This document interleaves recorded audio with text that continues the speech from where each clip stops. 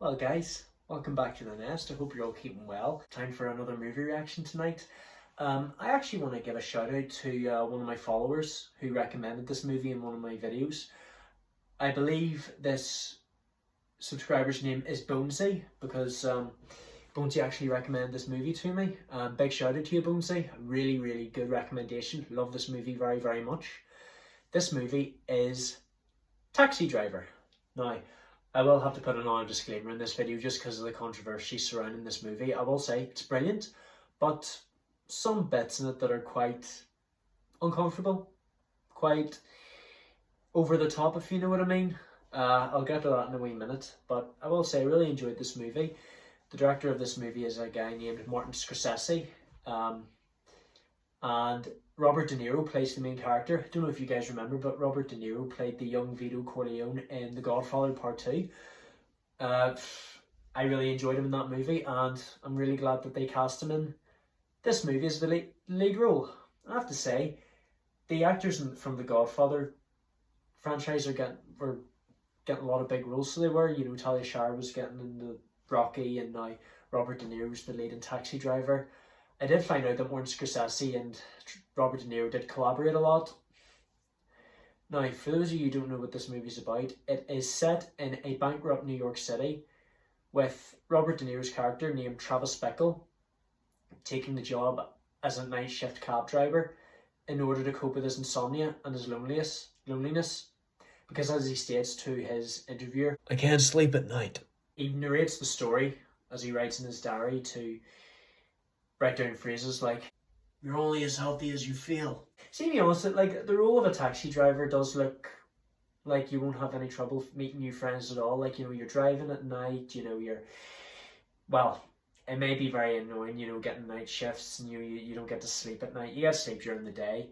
I don't know how it works. Like, I don't drive yet. I do wish I could, but it's just the lessons are quite expensive. Being in a taxi does look like a lot of fun. You get to know people.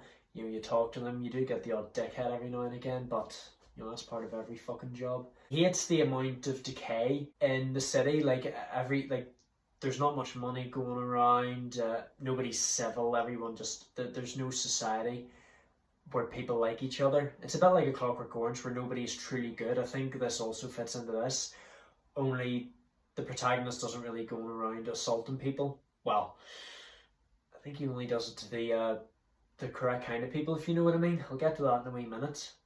But, you know, as he states, "All animals come out at night. I just really want to rid these scum off the streets." I mean, he's not wrong, but I mean, you have to do it in the correct way. So, Travis is more of an anti-hero than, you know, like a proper protagonist. You know, he's a good guy, but he lacks the moral qualities that you have to be a full-on protagonist. But his heart is in the right place, and, you know, he doesn't want to be alone. You know, that's why he takes up the job as a night shift cab driver. He spends a lot of time going into these porn theaters. I don't know if these kind of movie theaters exist anymore where you just watch pornography all the time, and he tries unsuccessfully to chat up the girl working there. "Hey, my name's Travis." "Okay. Come on, you don't need to call the manager, okay?" Gotta say, the prices for the movie theater there is actually really, really decent, like $1.50. Oh, I wish a movie ticket would cost that nowadays. I don't have that voucher anymore. You know, it never really got activated this year. Maybe next year I'll get it activated where I get to see my movies for free, 10% off my food. He becomes infatuated with a woman named Betsy who's working at this campaign office, but she's already talking to this guy working there named, I forget his name, but I've been told to keep an eye out for the actor. His name is Albert Brooks. Yeah, I've been told to keep an eye out for him for future movies because he's quite a big name. I did find out that I did see there are a lot of big names from this movie that I need to keep an eye out for. You know, I was already familiar with Robert De Niro, obviously, you know, from The Godfather Part 2, which he really, really killed. I feel like he looks so different in this movie. You know, he's not as clean as he was in The Godfather Part 2. You know, his hair's not slicked back, you know, no mustache, and his hair's all shaggy and scruffy looking. Guess that also fits into his character and personality. She's working for a campaign to select this man named Palatine as the president. I guess that wouldn't be too bad, you know, considering the state of the city. He actually has the balls to ask her out. You want to go get coffee and pie with me? Actually a very, very smooth man. Whenever I first came across this guy, I didn't think he was going to be as smooth as this. I thought he was going to lack social skills, but he's actually quite charming. He's really respectful to her in the first day at least. He tells her that she has beautiful eyes, and Betsy does admit that she's got a connection with him, and because of that, she actually agrees to go on another date with him. I did start to lose hope whenever he said he was going to take her to see a movie after seeing the kind of fucking filth that he goes to watch on a daily basis. During the night, he has meals with all these other different taxi drivers, so he does. One of them being a guy called Wizard, who's played by a man named Peter Boyle. I've been told to keep an eye out for him as well. I love how they all just talk dirty to one another.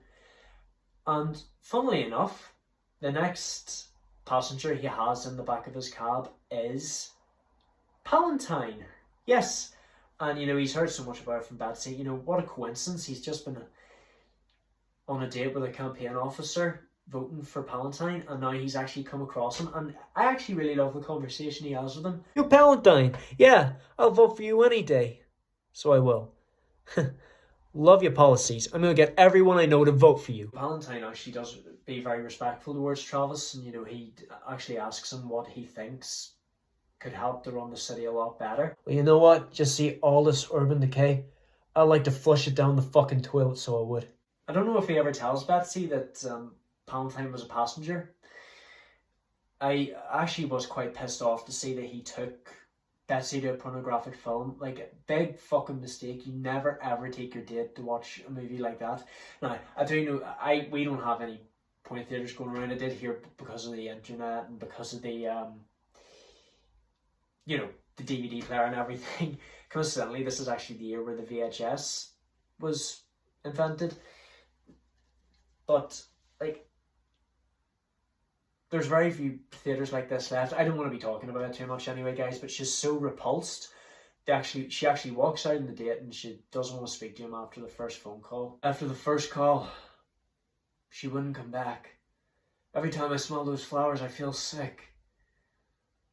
I think I've got stomach cancer. He finally hits his breaking point whenever he goes in to hopefully make amends with her, but the guy working there, who Albert Brooks plays, he just pushes him out. He decides to get physical, and I think this is his breaking point where he just shouts out at her and warns her that she's going to be going to hell. Well, I mean, you fucked it up on your own accord by taking her to an inappropriate film. You know what you should do? Take a girl out to a nice romantic film. That's what's ideal. Or even an actioner. Just anything that's not fucking inappropriate, if you know what I mean. Travis does end up having dangerous feelings, and the way he wants to clean up the streets of the scum is by actually killing them. And whenever he speaks to Wizard about it, he tells him he's going to be fine. But will that be enough? Like, he actually gets in contact with a black market dealer, and he recommends so many guns to him. And this is the part where Travis just starts to train. He starts going to target practice with his pistol, and he starts burning himself and doing push-ups and everything, starting to become more muscular, and he starts practicing intimidations in the mirror. You talking to me? You talking to me? You're not talking to me? Smash your fucking face off. He's basically turned into a warrior, and I think he's so talented with guns because he was actually a veteran from the Vietnam War, and this is actually when the movie is set, right after the Vietnam War, and that's why it's in such bad decay. His first sign of becoming a sociopath is whenever he actually takes down a burglar who is robbing a convenience store. Now, I have to say, he did save someone's life. Later on, he meets Iris, played by Jodie Foster. I've been told to keep an eye out for Jodie Foster, and this is a big reason why there's so much controversy for this movie. Jodie Foster, as a child, plays a 12-year-old prostitute. Now, I have to say, this movie is fucked up enough, but Jodie Foster playing a child prostitute, it's just weird. So it is that Martin Scorsese actually decided to put this into his movie, and she has a pimp and everything, and the scenes where he's got his arms wrapped around it, it's just very, very disturbing, guys, and it's not something I really want to talk about, hence why I have to put a disclaimer in the description, but hopefully it'll be okay. I actually like Travis's thinking. He doesn't really agree with Iris's lifestyle, how she's working for her pimp named Sport. Sport is played by Harvey Keitel. I've been told to keep an eye for Harvey Keitel as well. Like I've said, there's so many big names that I need to keep an eye out for. Whenever he goes up to the place where she works, you know, he actually tells her, this is not the life you should be leading. Now, I will say, Travis doesn't really have any path in his life. Like, he just wants to be a taxi driver because he just wants to do something rather than just lying at home all day. He doesn't have any path, but he just wants to be someone. It's a bit like, you know, the last storyline with Rocky, but Rocky didn't really go out beating people up, only doing his job for being a loan shark. But, you know, he does have some moral about him. He knows he does know the difference between right and wrong. He does know that this isn't the life for Iris. You know, she should be going back to school and living with her parents, not being a fucking prostitute. But, you know, she does say to him, you know, I'm a Libra. That's why Sport and I get along so well. I'm trying to protect me from myself. After a while, Travis starts to lose his sanity. He cuts his hair into a mohawk. And it's at this moment where he plans to assassinate Palantine. I don't think it's anything to do with him. I think it's just because he wants to get back at Betsy for walking out on him and not giving him another chance. Luckily, this plan just goes right into the trash. He changes his mind because the security sees him and they chase him out of it. I'm actually glad this didn't happen. I think I was expecting this, for him to actually go through with killing this politician. I found out that it actually did cause someone to actually be motivated to assassinate the then President Ronald Reagan, because he was so obsessed with Jodie Foster and he thought by doing this would impress her. No, that's not how it works, I'm afraid. My God.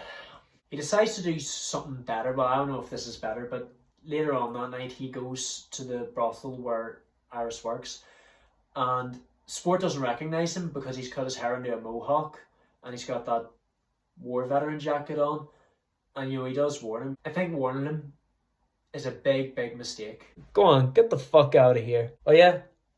Suck on this. He goes up the stairs, shoots off the two bouncers working there. I think that the graphic violence in this part of the movie was another reason for controversy. But he manages to take down the two bouncers working there despite getting shot himself. And right in front of Iris, he tries to kill himself. And the police arrive at that moment, but he's already run out of bullets. He pretends to shoot himself with his hand. I'm actually wondering how traumatized Iris is. She's just sitting there crying. Instead of dying, Travis ends up in a coma. Now, I have to say, I actually think this movie had a happy ending because of who he killed. Travis is hailed as a hero. Iris is going back to her parents' house and she's enrolled in school. And luckily, Iris's parents tell Travis, you know, you're more than welcome to come to our house anytime. You know, he's hailed as a hero. I think he actually now regrets planning to assassinate Palantine. And looks like things have worked out better for him in the end. You know, it does have a happy ending. You know, heart's in the right place, but he's not going the right way about it. I think the better thing he would have been to do was to ring the police on that brothel. But you know what? If that didn't happen, we wouldn't have had a movie. In the end, Travis has grown his hair back. I think that reflects on how, you know, he's got his sanity back. And Betsy turns up and, you know, she's read about him in the paper and, you know, he does brag about it. Well, you know how the paper usually blows these things up, you know what I mean? And he doesn't charge Betsy for the fare. I actually wonder if she'll give him another chance and they'll actually go on a proper date. But, you know, that's the end of the movie, guys. Really enjoyed it. The movie was a wee bit fucked up. It didn't really have a story. The main protagonist didn't really have a direction. You know, he was a good man, but he just didn't know how to deal with things, I guess. I guess he just needs to be a wee bit careful about where he takes his date, if you know what I mean. But yeah, great fun, guys. I'm really looking forward to a lot more movies. Like I say, I do hope I don't really offend anyone with this video. Like, you know, I did, with talking about this movie, like, I did have to put a disclaimer in it. You know, I do hope YouTube doesn't get annoyed with me about it, you know, with like a lot of controversy and what they cast Jodie Foster as. I do know YouTube now has a system where they do check the videos, you know, before it becomes viewed by the public. But I guess we'll just have to wait and see. But yeah, I want to give big shout out to Bonesy, you know, for recommending this movie to me. You know, I did as you asked. I encourage you guys to do the same. If there's any movies from a respective year, or even if, you know, it doesn't have to be in the year I'm in at the minute, you know, for future references, you know, just give me the name of the movie or a TV show or a video game, and I will get to it, guys. I promise you. You know, I guess, you know, I just want the bigger movies, you know, to be arriving now, but you know, we basically have gotten to some more bigger movies. I promise you guys, whenever I got to 1971, I was going to be doing these entertainment venues that you guys would be more familiar with, and we're making progress, guys. You know, we're keep on trying. That's what we do. Thank you so much for watching, guys. Don't forget to leave a like, comment what you would like to see next, subscribe, turn on notifications, share on your social media, tell all your friends, and I shall see you guys in the next video. You're talking to me? You're talking to me? Love you all to death.